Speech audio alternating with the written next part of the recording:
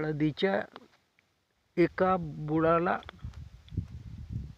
आलेल्या शेंगा सर्वसाधारणपणे असेच सगळे बुड आहेत. त्यामुळे यावर्षी हळद चांगली उतारा देईल असे वाटते. आज हळद जमा करणे सुरू झालेले आहे.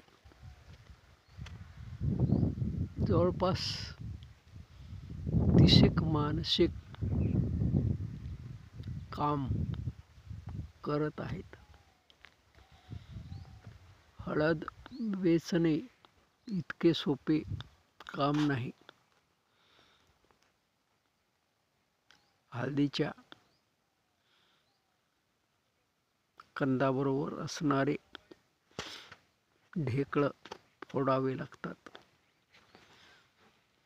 त्यामुळे बोटे रक्तबंबाळ होऊ शकतात. त्यासाठी मजुरीही हे लोक तशीच घेतात. हे काम यावर्षीही उधड्याने दिलेले आहे.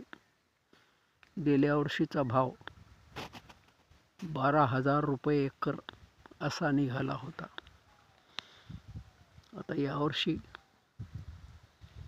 जो भाव निघेल तो वेगळा. तिकडे लिंबाखाली हळद जमा करण्यात येत आहे.